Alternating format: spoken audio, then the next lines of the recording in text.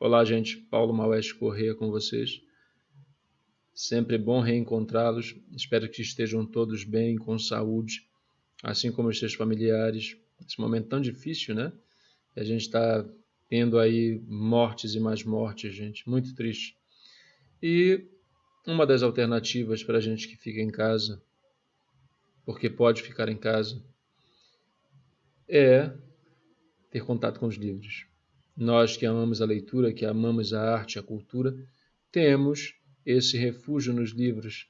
E o vídeo de hoje é para partilhar as considerações que eu tenho a fazer a respeito de um livro no qual eu me refugiei durante esse período mais recente de reclusão devido à pandemia. Eu estou me referindo ao livro do meu amigo Nicodemos Sena, A Noite é dos Pássaros. Esse livro aqui, gente, deixa eu enquadrar aqui, pronto. Esse livro aqui, gente, já foi brevemente apresentado, né? Eu dei uma sugestão do que, de repente, eu poderia encontrar nele, né? Foi uma expectativa. Num outro vídeo que eu fiz a respeito do Nicodemos Sena, ele tem dois vídeos aqui, né? Um em que ele é o assunto e o outro em que ele está presente comigo, batendo um papo, apresentando suas memórias literárias. Ele que é paraense do município de Santarém e que está radicado em São Paulo. Meu irmão, grande abraço para ti. Muito, muito feliz mesmo com a tua produção e, puxa, muito agradecido por tu teres mandado alguns livros para mim. Eu vou mostrar para o pessoal o que eu recebi pelos correios, né? Aqui a foto do Nicodemos, todo estiloso, né? Esse livro aqui, gente, é uma maravilha de obra. É uma obra que tem um valor significativo e eu vou puxar, né, esse peso desse trabalho literário do Nicodemos Sena nesse livro em particular a partir da dedicatória que ele fez para mim. Né? Ele está aqui, é o amigo Paulo e tal. E aí mais à frente está assim mesmo. Este à noite é para os pássaros um mergulho nas águas de muitas gerações. É isso que me interessa. Né? Eu vou mergulhar junto com vocês nessas águas de muitas gerações. Povo, esse é um trabalho que eu diria que após o Gonçalves Dias é o que há de mais destacável quando o assunto é antropofagia na literatura brasileira.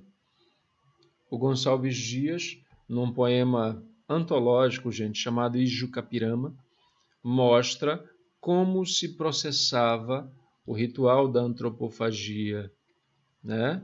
Vocês sabem, sou bravo, sou forte, sou filho do norte, né? E aí vai embora no poema que é maravilhoso também.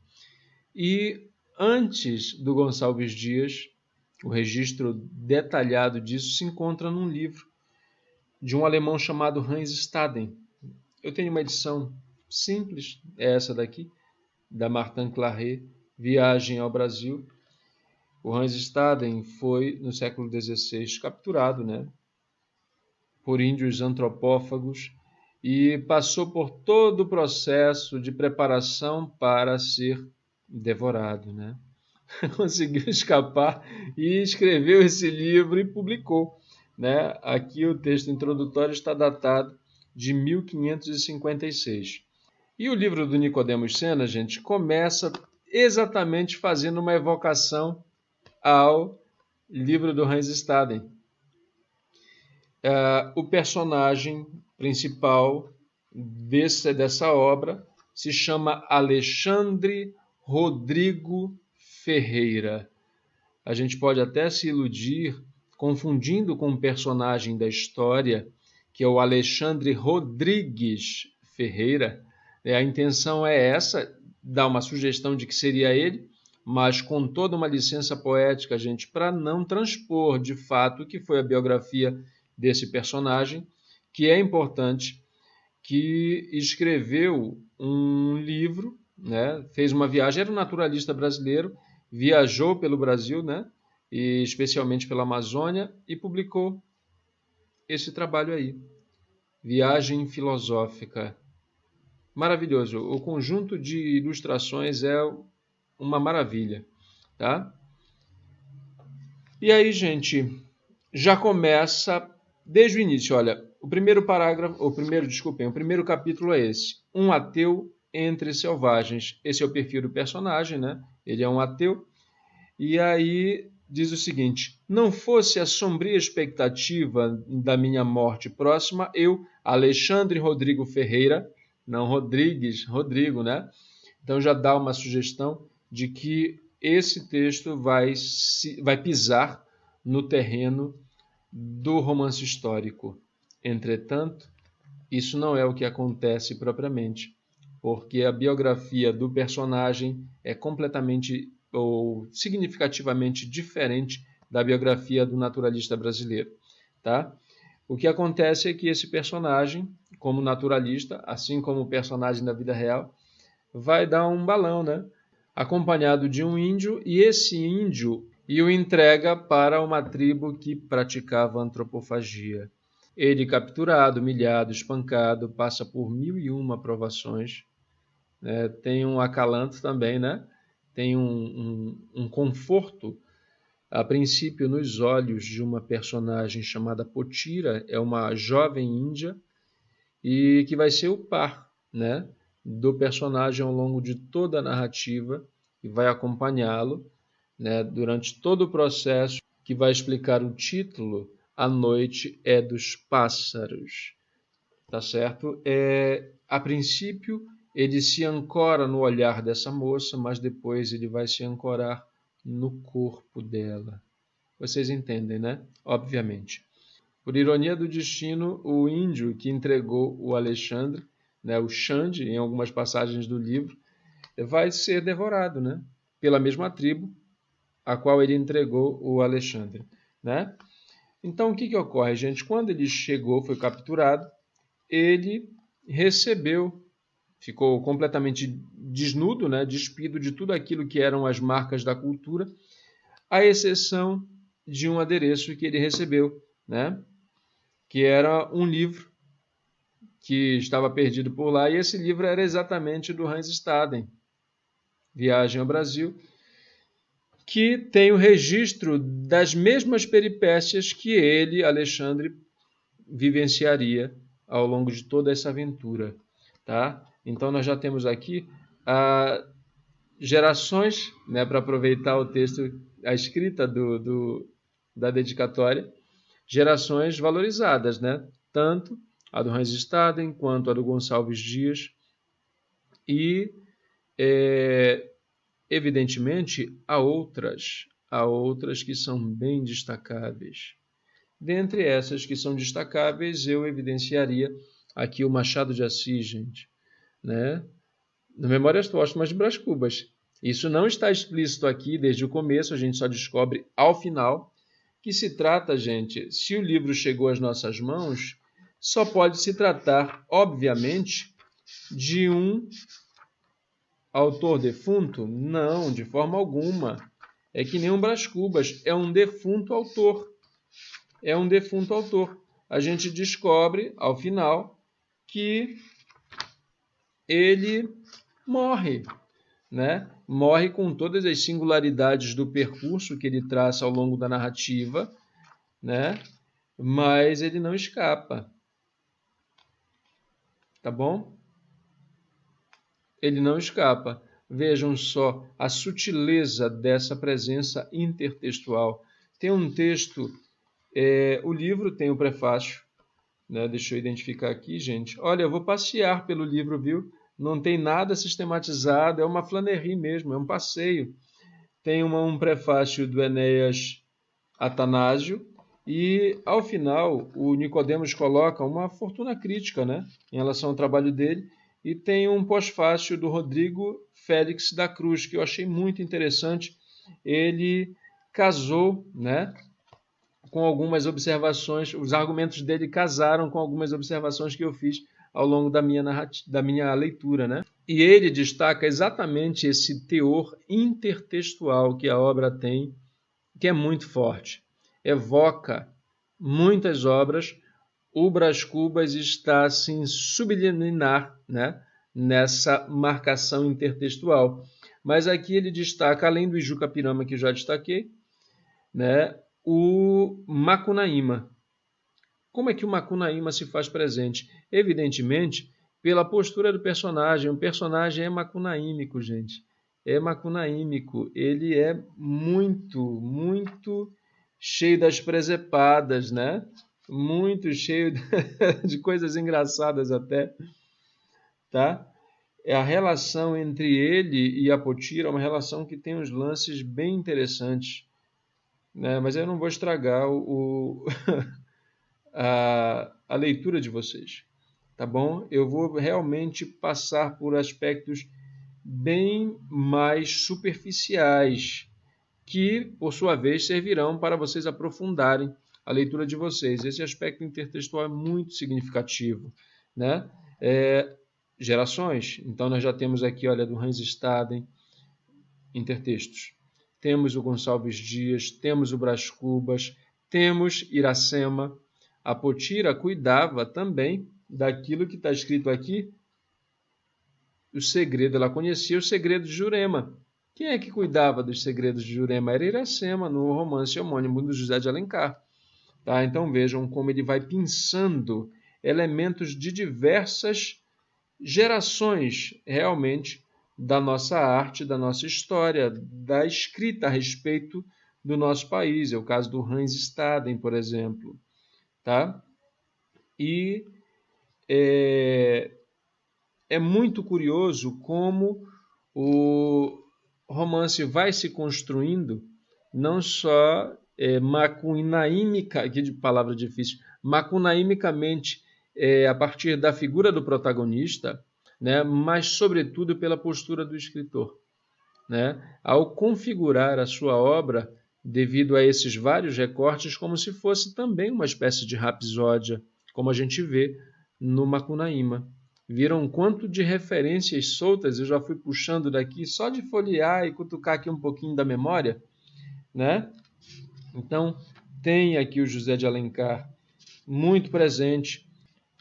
Ainda do Macunaíma, gente, nós podemos pegar aqui a presença de uma figura chamada Sumé, né? Que seria um branco que veio ensinar para os índios o valor da religião, da fé, e ele se contrapõe ao longo do livro aqui a Jurupari. Esses dois personagens aparecem no Macunaíma do Mário de Andrade, tá?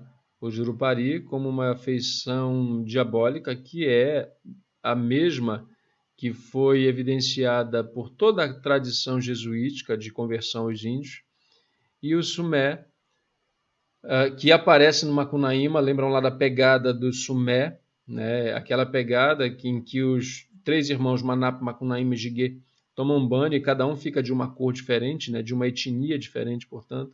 Esse Sumé aparece aqui e ele acaba sendo derrotado pelo Jurupari, né? Que na prática, na realidade, né? É uma espécie de legislador indígena. Ele imprimiu na comunidade indígena um novo regime, que é o patriarcado. Ele era um representante do sol. Então está aqui, mas ele aparece como um demônio mesmo, né?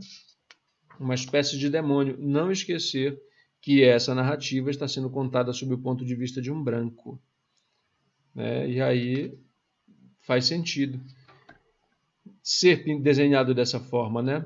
O livro tem digamos, um incremento a mais.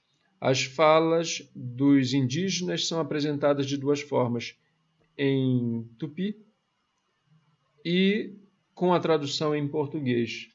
Tá? Eu não tenho o conhecimento suficiente para apreciar aí a expressão em tupi, né? Mas é muito interessante como o Nicodemos se deu a esse trabalho de apresentar nas duas formas. O que ocorre, gente? Esse personagem Alexandre, né, é confundido com o Sumé, porque o Sumé era branco, então seria uma espécie de retorno do Sumé. E aí alguns acreditam, a Potira até dá um crédito para ele, mas a maioria da comunidade não reconhece que ele seja o Sumé. que tenha retornado para a aldeia, né? De forma alguma. Tem umas cenas eróticas aqui muito interessantes, gente. Muito interessantes mesmo. Ele incrementa algumas passagens com elementos do imaginário, né? Por exemplo, a mãe d'água, quando o rio dorme, senta-se na proa das canoas e penteia seus lindos cabelos à luz do luar. É uma imagem que é muito comum, né? Desenhada pela tradição realmente, envolvendo essa figura da mãe d'água, em alguns lugares também chamada de Yara, né? Tem umas imagens realmente muito lindas, muito poéticas aqui. E o texto se pauta, né, numa narrativa que corre linearmente, gente, até um determinado ponto. Depois, o valor onírico, que é destacado aqui no pós-fácil, num texto do próprio Nicodemos, né, aqui não no pós-fácil, num texto posterior dele, em que ele diz o seguinte: procuro captar a sugestão onírica dos mitos indígenas, despindo-os da roupagem imposta pelo colonizador, libertando nosso imaginário do medo que o alienou. E aí ele vai fazendo isso, né? Vai costurando esses elementos. Como eu disse, num determinado ponto, gente, a coisa sai do chão, né? Cria asas. Ele é metamorfoseado em um passarinho. O corpo dele é deteriorado, né? E ele não consegue voltar para o corpo. E esse é o fim, né? Claro que eu estou abreviando aqui, né? Para a gente não levar 2 horas comentando o livro, né? Eu estou sintetizando, gente. Olha essa passagem. Alentejo fluindo no ar trêmulo das manhãs, vozes hebraicas que imprecam e pregam, vozes inglesas que murmuram e soluçam, vozes brasileiras que suplicam e amaldiçoam, trêmulas vozes da África procurando o sentido do mundo, vozes de Dante. Aqui é uma brincadeira que ele está fazendo com o navio negreiro, né? Do Castro Alves e com, claro, né, o próprio Vozes da África, né? Aí mais adiante, e o poeta que se agarra à última quimera, poxa, Augusto dos Anjos presentes, né? Então tem muito, gente. Se a gente pode classificar esse texto, a gente pode classificar exatamente com a definição de texto que é dada pelo Roland Barthes em um de seus estudos. Ele diz assim mesmo, o texto fala, né? Meu nome é Legião. Por que Legião? Porque são muitos. E realmente aqui são muitas, muitas vozes mesmo, né? Esse lance da metamorfose, né, e assim do transformar-se em passarinho é um lance muito bonito aqui, muito bonito. Tem várias lendas dispersas aqui, algumas que estão associadas à origem da noite, como por exemplo no capítulo Sonhar é tua sina, né? Diz o seguinte: Guaratinga-Açu e os outros guerreiros devem estar na grande cabana de cócoras, em torno de um tição quase apagado, murmurando seus temores, sem atinar o que fazer, pois eles sabem que nada podem contra a noite, porque a noite é sagrada e traz os sonhos, que seta alguma pode ferir. O curare peçonhento, que torna mortal o vôo das flechas, foi extraído da mandíbula da serpente quando ela ainda tinha asas e falava. Picado pela víbora, a mente do homem abriu-se para o bem e para o mal, para o claro e o escuro, o certo e o errado. Né? Então aqui é uma sugestão de um mito, gente, que é registrado pelo Nunes Pereira, né? O mito de origem da noite. O sujeito deu a noite para a serpente, porque a tribo dele não tinha noite, portanto não podia descansar. E aí ela testou o veneno nesse próprio sujeito, né? E, claro, ele foi... Tem aqui esse mito de origem da noite. Ele foi a primeira vítima, né? Que ela dividiu o veneno com os outros animais peçonhentos, os parentes delas, outras cobras, o escorpião, por aí foi, né? a história continua, mas o lance aqui é a associação entre a noite, a serpente, o veneno. Está muito subliminar aqui, né? E aí é claro que também a justaposição com o texto bíblico, né? Quando fala em pecado, serpente, aí vocês já conhecem o texto, né? Então vejam que eu estou realmente pensando elementos desse trabalho, porque ele é muito significativo. Algumas crendices são evidenciadas em mais de uma passagem do livro. Por exemplo, o pio agoureiro da coruja, isso é reforçado em mais de um momento do livro. Isso é muito interessante, muito interessante. É óbvio, gente, que essa narrativa não se restringe a aspectos exclusivamente associados à literatura brasileira e ao imaginário amazônico. Tem recortes muito abrangentes, como nessa passagem, por exemplo. É que o ventre de uma mulher expulsou-te para a luz, e a luz te cegou, mas não precisas morrer para voltar a enxergar as coisas invisíveis. Basta ajustar os símbolos à realidade, procurar o homem na paisagem da vida e fixar a vida no panorama da Terra. Aqui, gente, é a alegoria da caverna do Platão, né? Sai do útero da grande mãe para apreciar os objetos reais propriamente, e a primeira ação, como nunca se tinha visto a luz, é ficar cego, né? É uma metáfora de um renascimento. E a conexão aqui, que são jogos de inversões, né? Ver os objetos reais no Platão e aqui ver as coisas invisíveis, né? Fora da caverna. Tem todo um jogo, gente, é muito, muito interessante. Muito interessante mesmo. Né? Deixa eu ver o que ainda posso destacar aqui. O que eu posso mesmo, gente, não é o que eu quero, porque eu gostaria de destacar muito mais, né? Mas eu acho que já deu para o gasto. É recomendação de leitura, gente. A Noite é dos Pássaros, tá? No final das contas, ele se metamorfoseia em pássaro e aparece um monte de pássaros, né? Que vão fazer ali o percurso junto com ele, tá certo? É uma cena que lembra muito, por exemplo, me fez lembrar de duas passagens muito interessantes na cultura, claro, do cinema, né? Lá o filme do Alfred Hitchcock, mas no plano que a gente está pisando aqui, mais seguro, que é para a gente, né? Que é o da literatura, me fez lembrar da Jangada de Pedra do Saramago. Tem um personagem, as coisas começam a acontecer estranhamente com vários personagens, né? A Península Ibérica se solta do continente e começa a navegar, né? Como se fosse uma jangada. Daí o título Jangada de Pedra. E tem um personagem que é perseguido por uma nuvem de pássaros. Essa nuvem de pássaros aparece aqui para terror dos membros da aldeia, né? Ficam apavorados com aquela arrumação. O que é isso, gente? Então vejam como o texto do Nicodemos Sena, nesse livro, A Noite é dos Pássaros, é uma verdadeira legião, porque é um texto composto a partir de muitos textos. É um texto que agrega, né, o patrimônio somado de gerações e gerações para novamente fazer uso da dedicatória que ele escreveu para mim.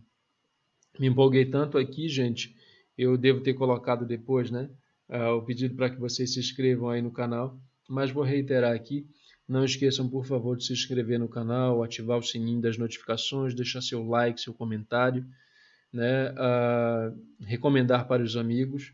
Isso é muito importante. A minha missão com a resenha do livro, eu considero que tenha terminado aqui, mas ainda não terminou o vídeo. Eu gostaria de partilhar com vocês um tesouro, né? Porque quando a gente recebe livros, gente, e outra coisa, livros dados de presente com muita estima e consideração pelo próprio autor, poxa, isso aí aumenta o valor do objeto, né? Olha só, outro livro do Nicodemos, A Mulher, o Homem e o Cão. Foi um livro que ele mandou para mim. Ele gosta dessa foto, gente, né? Tá bem estiloso aí, tá? Né? A postura reflexiva.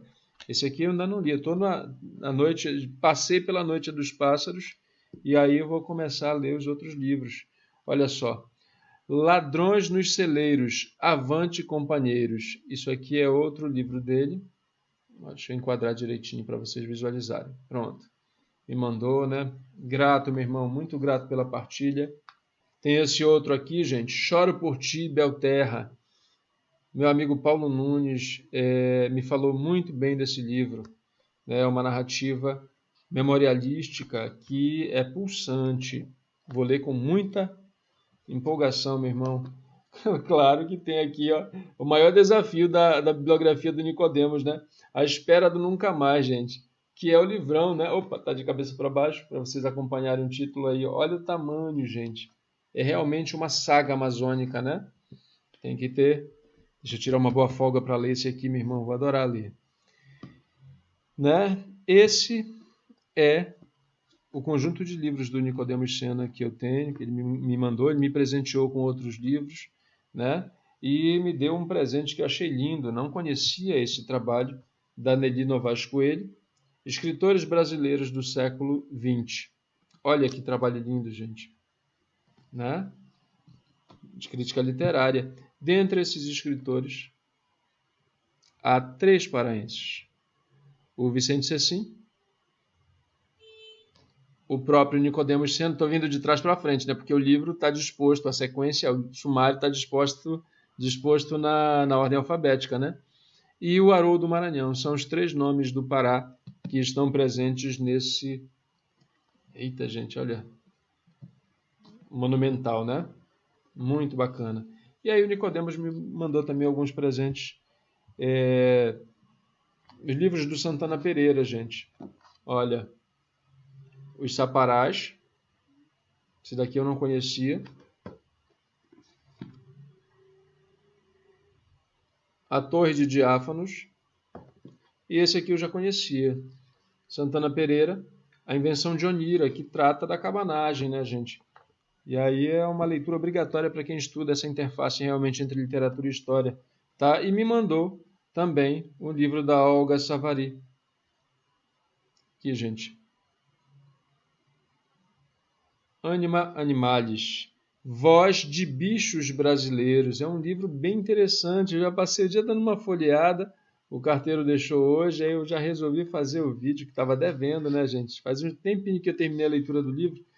É um livro que aparece em vários idiomas, gente. Em vários idiomas. São, deixa eu ver, 2, 4, 6 idiomas. E aí você vai conhecer o livro para poder descobrir que idiomas são esses, tá? Gente, agora sim, nosso vídeo foi concluído. Quero deixar aqui um abraço imenso para o meu amigo Nicodemos Sena.